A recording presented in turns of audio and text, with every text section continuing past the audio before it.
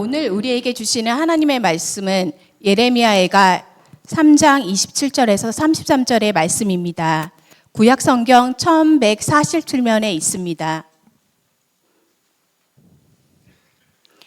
다 찾으신 줄 알고 봉독하겠습니다. 사람을 젊었을 때 멍에를 매는 것이 좋으니 혼자 앉아서 잠잠할 것은 주께서 그것을 그에게 메우셨음이라. 그대의 입을 땅에 티끌에 댈지어다. 혹시 소망이 있을지로다.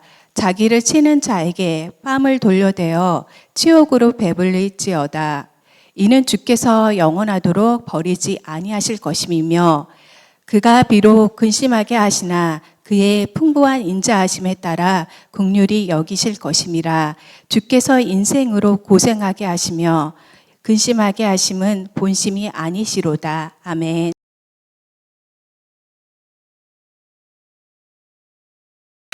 어떤 사람이 예수님과 함께 바닷가를 걷고 있었습니다. 이 사람이 예수님과 함께 걷고 있다는 사실이 너무 기뻤고, 이렇게 바닷가 모래밭에는 두 사람의 발자국이 나란히 찍혀 있었습니다.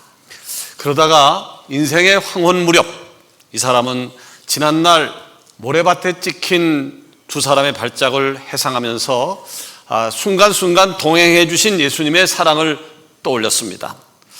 근데 자세히 보니까 어느 지점에는 오직 한 사람의 발자국만 있었습니다. 생각해 보니까 그때가 제 생애에 가장 힘들고 어려운 때였습니다. 그래서 예수님께 질문을 던졌어요. 예수님, 내가 그렇게 힘들었을 때 주님은 어디 계셨습니까? 내가 그렇게 힘들어하는데 주님은 어디 계셨습니까? 그러자 예수님이 이렇게 대답을 했습니다. 내가 큰 시련과 고통을 당하고 있었을 때 나는 한 번도 내 곁을 떠난 적이 없단다. 내가 한 사람의 발자국밖에 볼 수 없었던 그때는 내가 너를 업고 갔을 때다. 아멘. 미국 메리 스티븐슨이 쓴 모래 위의 발자국이라고 하는 유명한 시에 나오는 내용입니다. 그렇습니다. 우리가 믿는 예수님은요, 결코 우리를 홀로 내버려 두지 않습니다. 아멘. 특별히 인생의 가장 깊은 고난의 순간에는요, 나란히 걷는 것이 아니라 우리를 등에 업고 지나가게 하시는 분입니다. 아멘. 오늘 읽은 본문은 우리 인생의 발자국이 하나뿐이라고 느껴지는 그 고통의 한 복판에서 들려오는 하나님의 음성입니다. 그런데 너무나 힘들고 어려운 순간을 만나게 되어지면 이렇게 이야기를 하죠. 도대체 하나님 어디 계십니까? 나를 왜 이렇게 힘들게 내버려 두신 겁니까? 쉽고 편한 길도 많은데 굳이 나를 이렇게 어려운 길로 내몰아야 되겠습니까? 라고 질문을 할 수 있습니다. 저는 오늘 본문에서요, 이 질문에 대한 답을 찾고자 하는데, 특별히 예수님의 십자가 고난을 묵상하는 이 사순절 기간에 고난의 위대한 능력을 체험하는 축복의 시간이 되기를 소원합니다. 아멘. 재앙처럼 보이는 고난을 만날 수 있어요.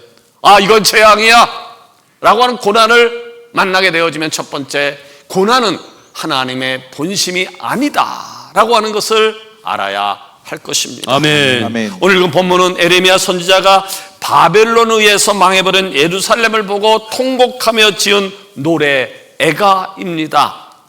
에레미야 선지자의 슬픈 노래를 애가서 1장 1절에는 이렇게 시작을 하고 있습니다.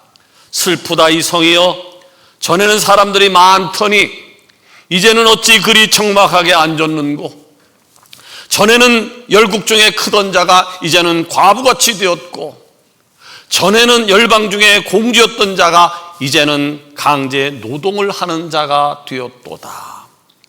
성경은요, 당시 예루살렘의 비참함을 과부와 노예라는 단어를 사용하고 있습니다.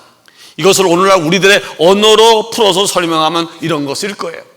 그 누구에게도 위로받지 못하는 철저한 외로움, 내 능력과 내 힘 가지고는 도저히 벗어날 수 없는 삶의 억눌림을 이야기하는 것일 겁니다.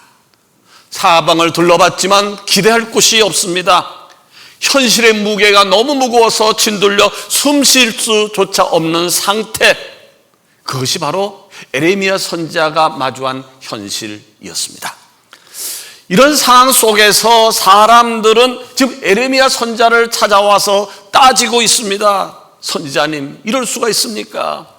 하나님은 분명 사랑과 자비의 하나님이시라고 들었는데, 그리고 우리는 하나님의 백성이라고 이야기를 했는데 사실입니까? 맞는 것입니까?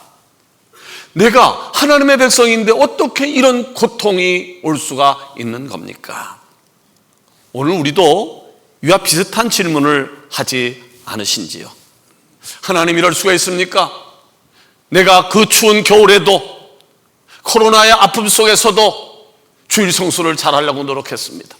경제가 어려움에도 불구하고 꼬박꼬박 11조를 드렸고요, 전도하라면 전도했고요, 봉사하라면 봉사했는데 어찌 내게 이런 시련을 주신단 말입니까? 이 고통스러운 질문에 에레미야 선지자는 본문 33절에 이렇게 답을 하고 있습니다.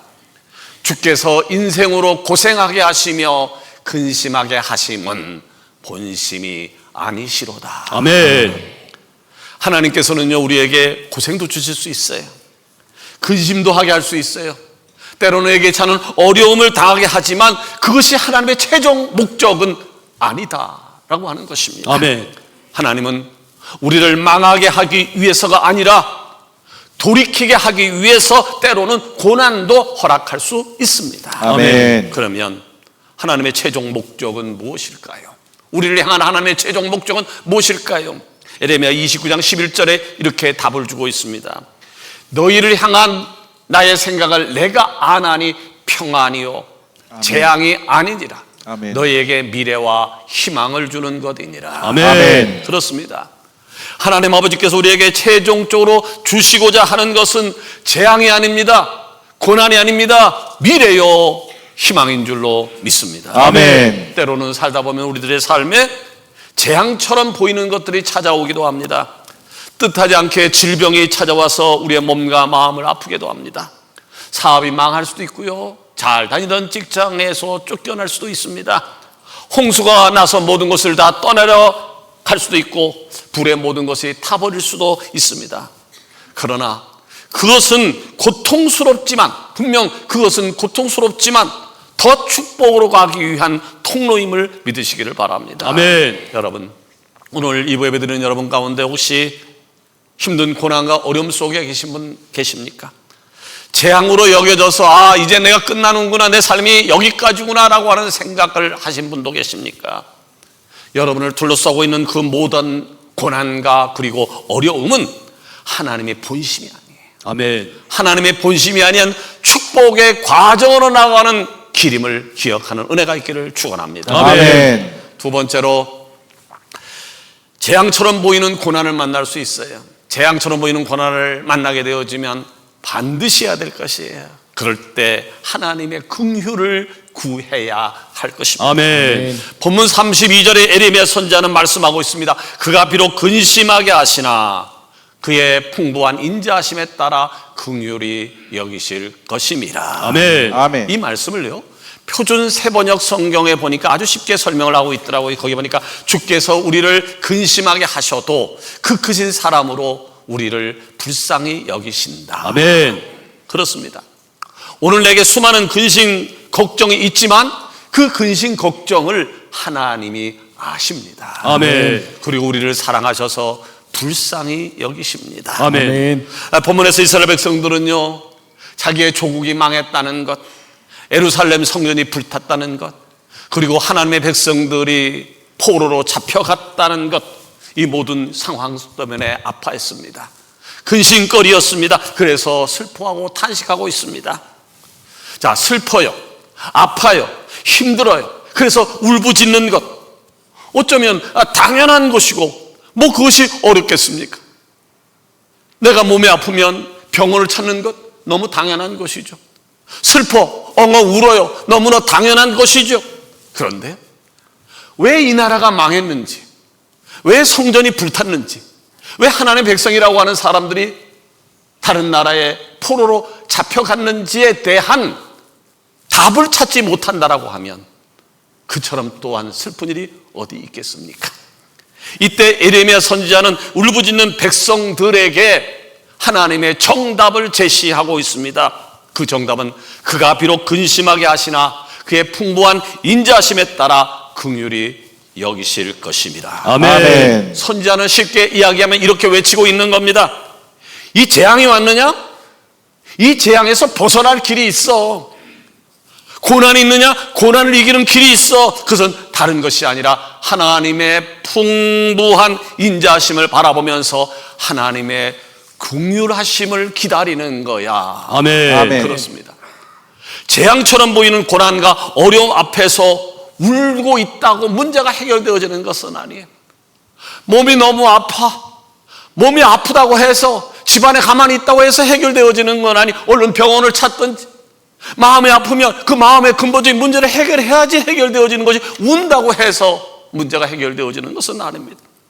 그러면 그렇게 재앙이 왔다고 했을 때, 아플 때 우리가 해야 될 일이 무엇일까요? 그것은 바로 하나님의 긍휼하심을 구하는 거예요. 아멘. 아멘. 하나님께서 고난을 허락하셨다면, 하나님께서 고난을 허락하셨다면 그 해답 또한 하나님께 있지 않겠습니까? 아멘. 이 땅을 창조하신 하나님께서 그 문제도 해결해 주지 않으시겠습니까? 아멘. 긍휼이라고 하는 히브리어로, 긍휼이란 말은 히브리어로 헤세드인데 이것은 기본적으로 불쌍히 여기다는 뜻을 가지고 있습니다. 그러므로 우리가 하나님의 긍휼을 구한다라고 하는 것은 하나님 앞에 나가서 외친다는 거예요. 하나님, 나를 불쌍히 여겨 주시옵소서. 아멘. 우리가 복음서를 많이 읽습니다만은, 복음서를 읽다 보면 예수님 앞에 달려나와서 나를 불쌍히 여겨달라고 외치는 사람들을 많이 보게 되어집니다. 그중 대표적인 경우가 마가복음 10장 46절에 나오는 거지 맹인 바디메오입니다. 그날도 거지면서 맹인이었던 바디메오는 일상 늘 하던 대로 길가에 앉아서 지나가는 사람들에게 구걸하다가 예수님이 지나간다는 이야기를 듣고는 큰 소리로 외칩니다. 다윗의 자손 예수여, 나를 불쌍히 여겨 주십시오. 아멘.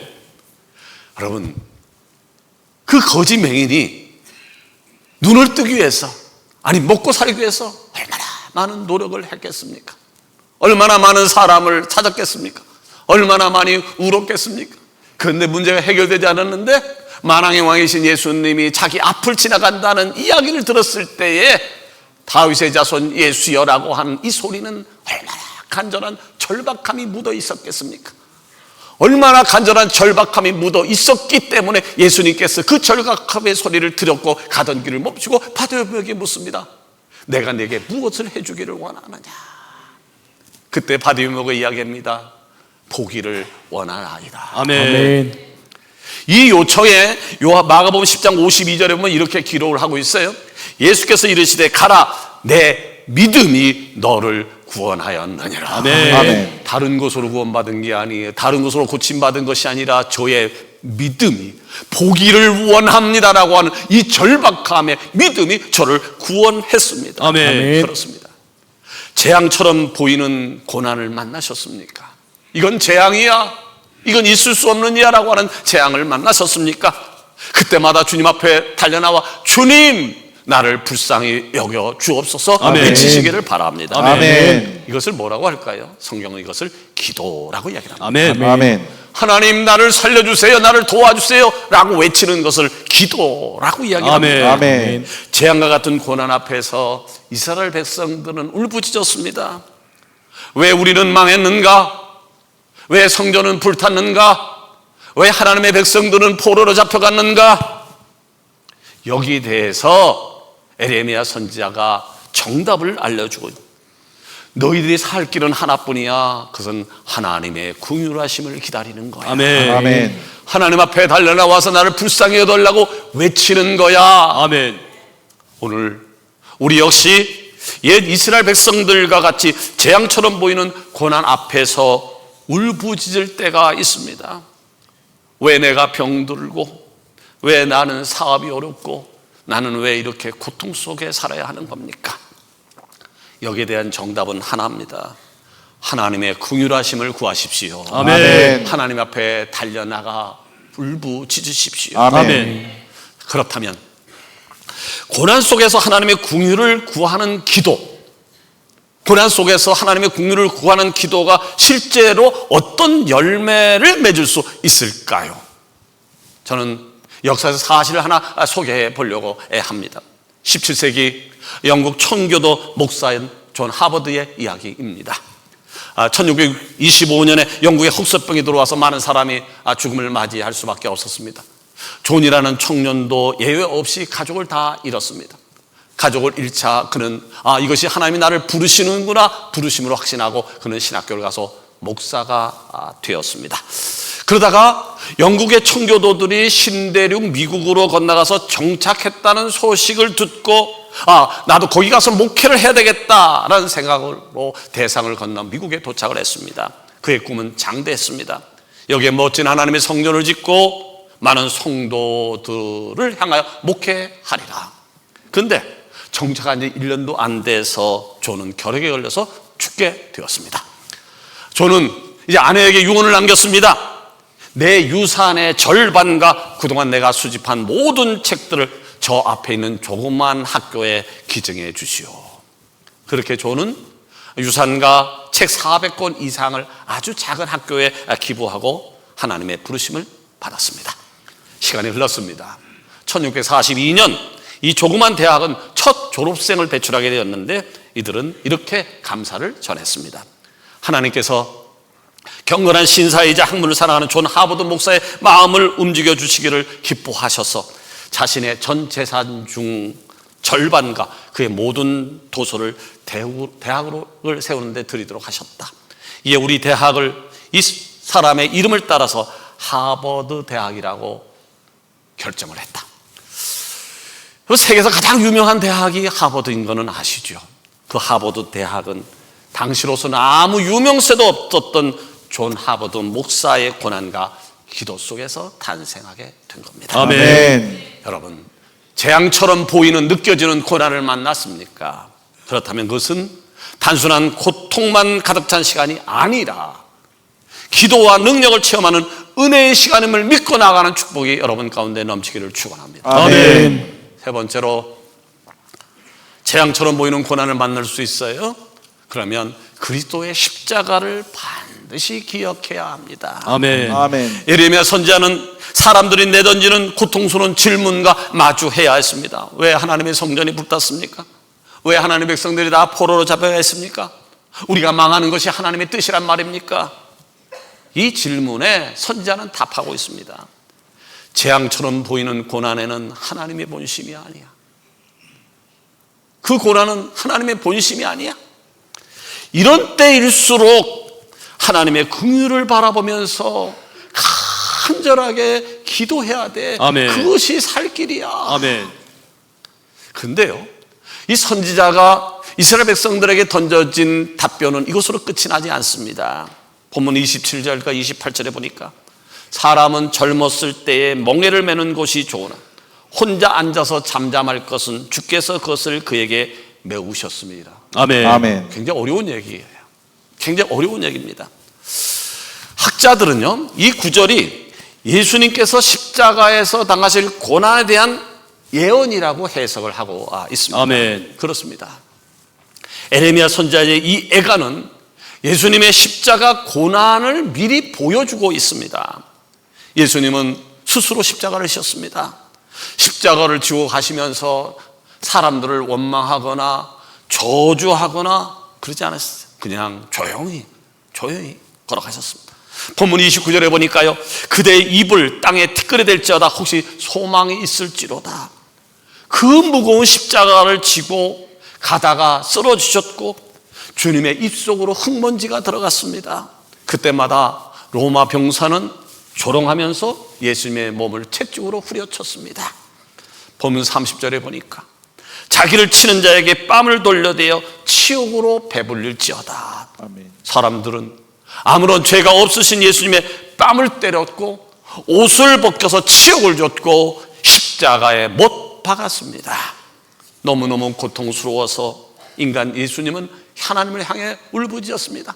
엘리 엘리 라마 사박다니, 나의 하나님 어찌하여 나를 버리셨습니까? 인간적인 절규를 했습니다. 이렇게 예수님이 십자가에 달린 것은 마치 예수님이 버림받은 것 같았지만 아니에요. 그것은 인류를 살리기 위한 가장 위대한 하나님의 계획하심이었습니다. 아멘. 아멘. 그러므로 내가 지금 이해할 수 없는 고난 속에 있습니까? 도저히 받아들일 수 없는 고난 속에 있습니까? 그러나 그 고난으로 인해서 하나님이 여러분을 버리신 것이 아니라고 하는 것입니다. 아멘. 아멘. 예수님은 아셨습니다. 본문 31절에 보니까 이는 주께서 영원토록 버리지 아니하실 것임이며 아멘. 아멘. 그러기에 십자가 위에서 예수님의 마지막 외침은 이것이었습니다. 다 이루었다. 아멘. 아멘. 재앙처럼 보이는 고난 앞에서 예수님이 오시기 전 약 600년 전 에레미야는 마치 영화를 보는 것처럼 아주 생생하게 예수님의 십자가를 바라보면서 증언을 하고 있습니다. 왜 그랬을까요? 왜 그랬을까요? 이 세상에서 우리가 당하는 모든 곤란과 환난의 최종 답변은 예수님의 십자가에서 찾을 수 있기 때문입니다. 아멘. 아멘. 그래서 고린도전서 1장 18절은 말씀하고 있어요. 십자가의 도가 멸망하는 자들에게는 미련한 것이요 구원을 받는 우리에게는 하나님의 능력이라. 아멘. 아멘. 십자가는 미련하게 볼 수 있어요. 끔찍하게 볼 수 있어요. 답답하게 볼 수 있어요. 원망스럽게 볼 수 있어요. 아니 멀쩡한 사람 양손에 대못을 받고 머리에는 가시관을 씌우고 죽을 때까지 사람을 달아놓는 십자가인데 이 십자가가 지혜롭고 아름답게 보일 리가 있겠습니까? 그러나 하나님의 아들이 이 미련한 십자가 위에서 끔찍하고 잔혹한 고통을 받으셨습니다. 왜요? 왜요? 바로 여러분과 저에게 있는 죄의 고통, 인생의 고통을 해결해 주시기 위함이었습니다. 그러기에 아멘. 십자가는 모든 죄의 고통, 인생의 고통을 해결해 주고 영원한 생명을 주시는 하나님의 능력임을 믿습니다. 아멘. 이 말씀을 맺으려고 합니다. 우리는 지난 수요일부터 시작된 사순절 기간을 지나고 있습니다.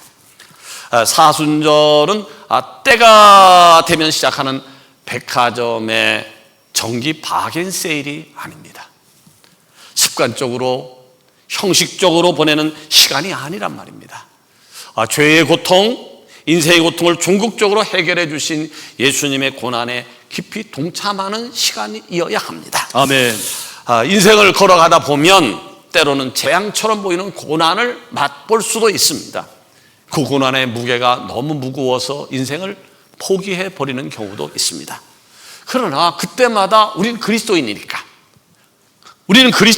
그때마다 기억해야 될 것이 있습니다. 고난은 하나님의 본심이 아닙니다. 아멘. 고난은 하나님의 군응하심 바라면서 더욱 간절히 기도해야 할 타임입니다. 아멘. 고난은 예수 그리스도의 십자가를 기억하고 의지하는 시간입니다. 아멘.